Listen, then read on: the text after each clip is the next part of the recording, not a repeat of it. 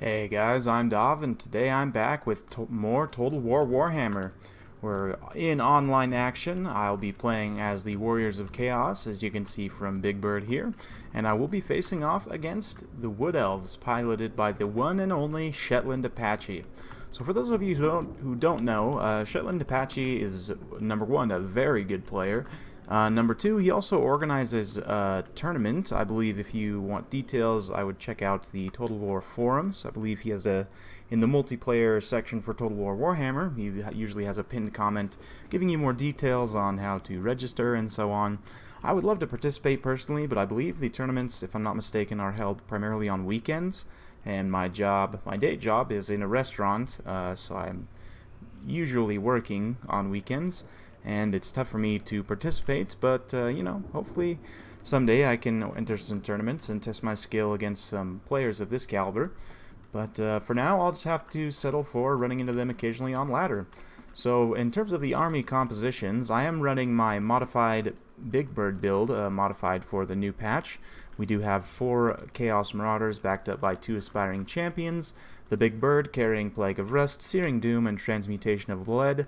I have heard good things about Final Transmutation, so I might be trying that out soon. We'll have to see. I've also got the Swords of Chaos to support, giving Big Bird some pretty ridiculous ward saves when you actually look at it. 36 physical resistance, 70% missile resistance, and 25% magic resistance. So pretty much every type of damage is going to be mitigated to some degree against the Big Bird in this guise with the support from the Swords of Chaos. So it just makes him that much more tanky, and I really like this interplay right here. In addition, I do have 2 Forsaken on this flank, 2 Chaos Chariots, another 2 Forsaken on this flank, one of them being the Demon Spew, which are, in my opinion, a must-pick for almost any Chaos build. I can't really think of a Chaos build where you wouldn't want these guys. I mean, they're just great in a myriad of situations. The Swarm of Flies is great, poison damage, huge weapon strength. I mean, Forsaken are already a great unit, and the Swarm of Flies and the poison just makes them that much more potent. So in addition, we've also got some Marauder Horsemen with throwing axes here, and another one that scurried off away from these Glade Riders over here, just to help deal with some tree units if need be, and just run around and harass, give me some extra mobility. So for my opponent, he does have these 3 units of Glade Riders here, so definitely looking to do some early game skirmishing. For his main force, he does have this nice tight pack here of lots of anti-large armor-piercing troops. He does have a front line of Eternal Guard with the Firebark Elders, the Treekin Regiment of Renown mixed in here. They're giving everyone a fire resistance buff here. 40% fire resistance, which is not insignificant. They also have 70% fire resistance themselves, so they're going to be very resistant to the Swords of Chaos because they do have fire attacks, so that's something I'll need to watch out for. Durthu as well is having his weakness to fire somewhat counteracted by that buff, so that's definitely going to help him, stay in this fight as long as he's able to stay inside the effect range. We've also got 2 Wildwood Rangers as well as 2 War Dancers with Azrai Spear, one of them being the Loex Tricksters, the Regiment of Renown here. And I'm trying to remember what their abilities are, so let's go ahead and have a look. They do have this Loex Shroud. Okay, so they can stock. It's an activatable stock ability. Interesting. I haven't really used them much, so they do also have, looks like, a physical resistance. Or the regular Azrai Spear also have that. Interesting. So, yep, we're going to kick things off now as I move towards my opponent.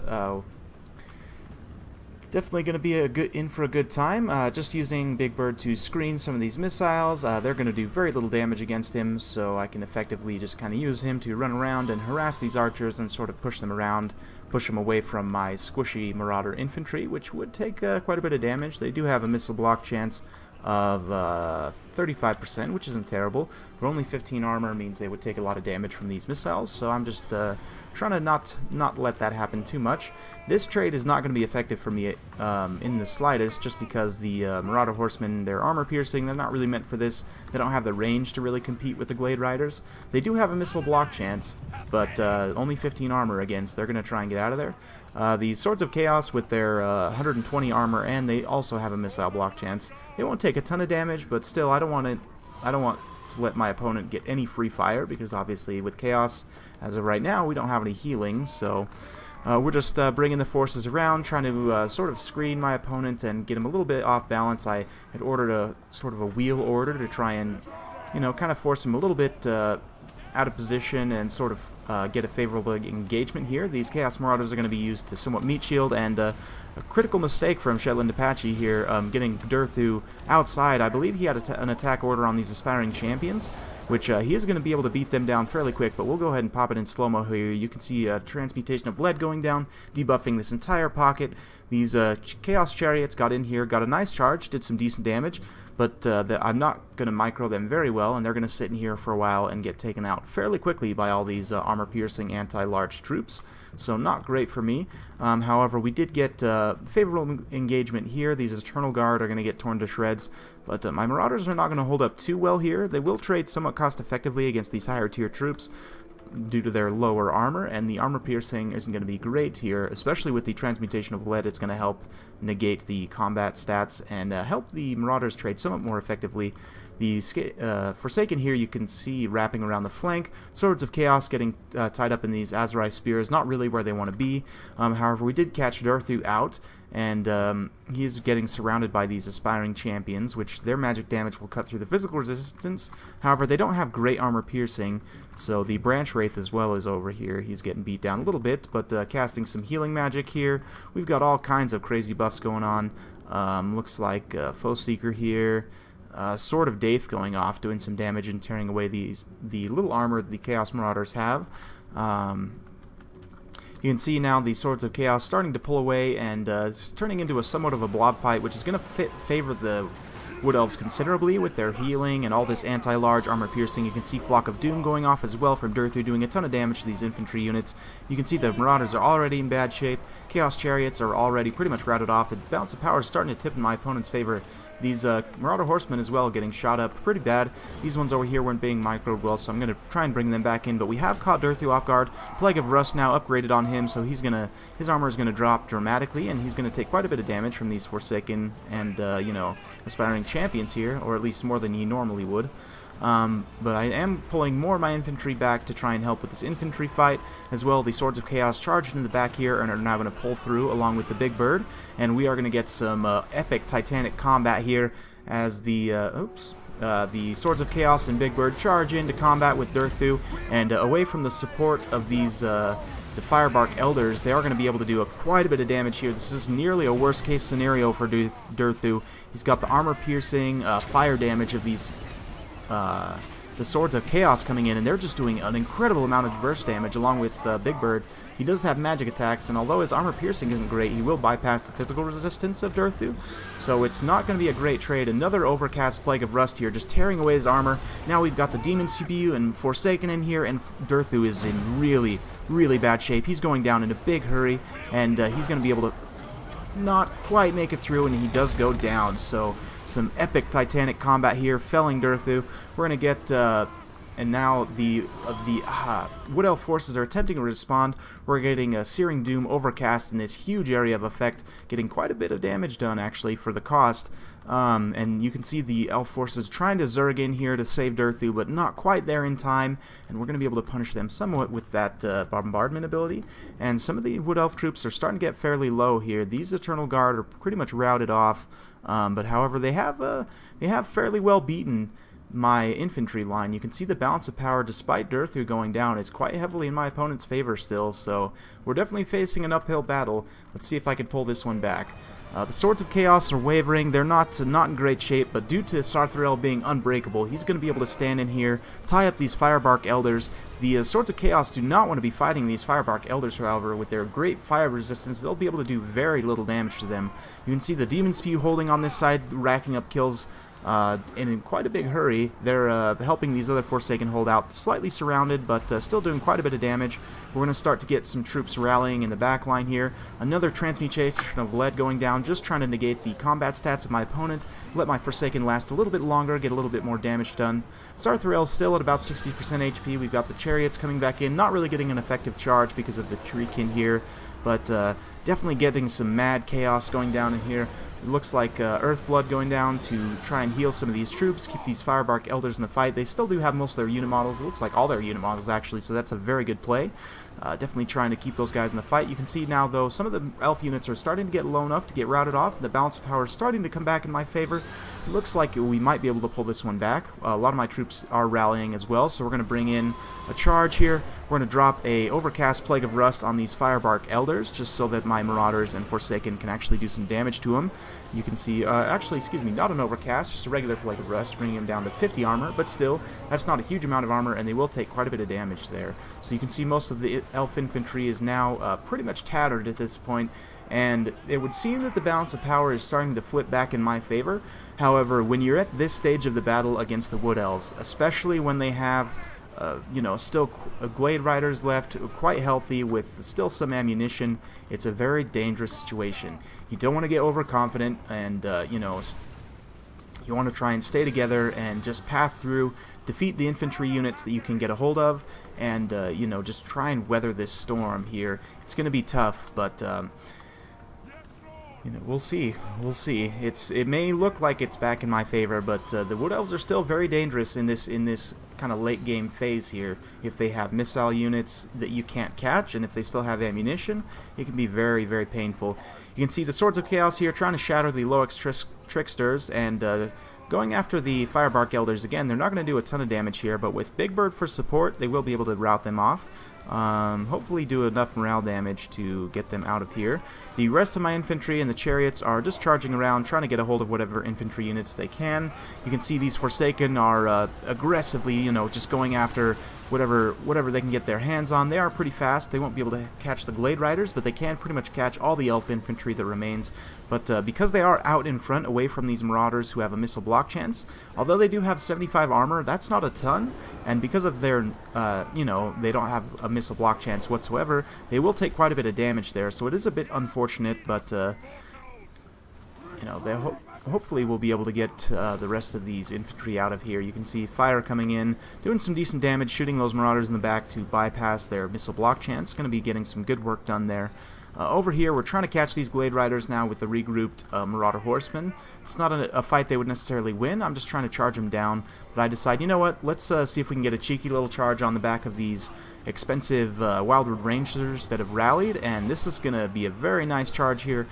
Pretty much break their leadership because of their low armor. They'll take a bit of damage there, and although the Marauders won't necessarily kill them super fast, they will break their morale and keep them from aiding the battle. You can see Big Bird and the Swords of Chaos starting to come back because the situation is getting a bit desperate over here. Some nice cycle charging now from the Glade Riders, who are out of ammunition, getting a little bit interrupted by the Aspiring Champions there, so it could have definitely been a lot worse. But now that they're out of ammunition, I am in a bit of a precarious situation. You can see actually a lot of these troops now routing off. So these Forsaken are routing, these Marauders are routing. It's really, really tough. But Big Bird is still quite healthy at 50% HP. The Swords of Chaos are also here in support with 9 unit models and about 1,000 HP.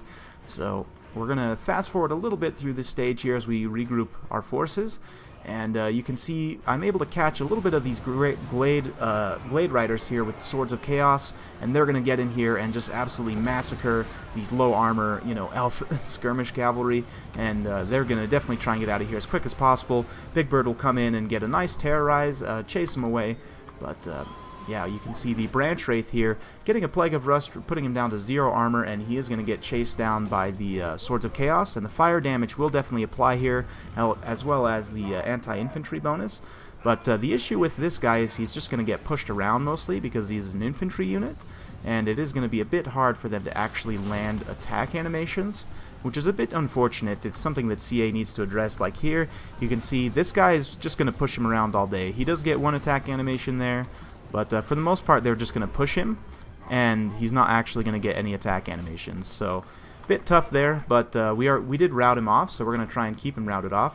You can now see some more cheeky charges coming in from the Glade Riders here, getting into these Chaos Marauders, doing a bit of damage there. Not a great charge by any means, but they are going to rout off those Marauders, so that's very good. Shatter them, actually. So not a lot of damage done there, but the morale impact was very large. But now you can see the balance of power is finally starting to tilt more decisively in my favor. I just need to be careful not to lose too many of my infantry units, but at this point there's not really anything that my opponent has that can deal with Big Bird. So the order of the day is just to clean up the rest of the infantry that are routing here. We'll fast forward to this late game stage. You can see a nice charge there, finishing off those Eternal Guard, going back to chase down the Branch Wraith now, and charges coming in from the Glade Riders, trying to take out what's left of my infantry, and it is very tattered. I only have the Demon Spew, 1 unit of Marauders, and a few Aspiring Champions, all at very low health. So we're going to try and chase down these infantry units.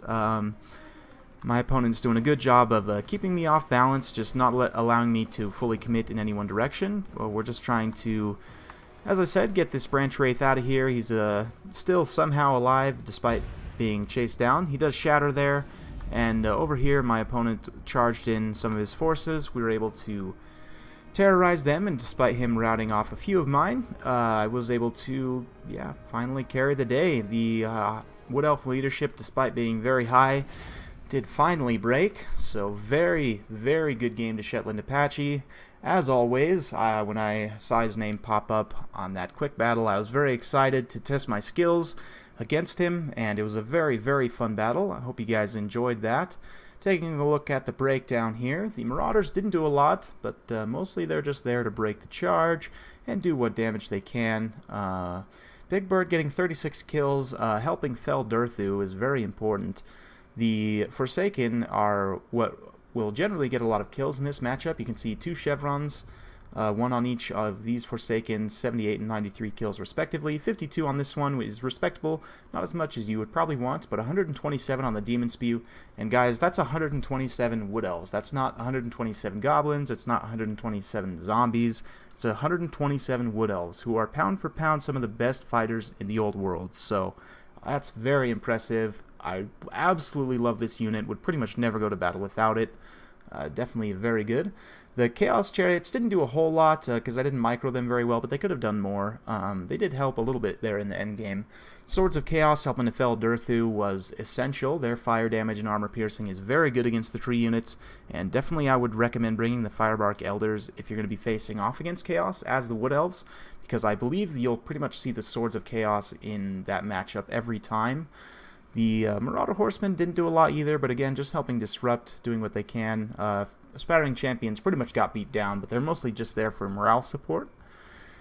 For my opponent, good kills across the line here on most of his infantry. They held out fairly well, but getting Durthu caught out like that was a critical mistake in my opinion.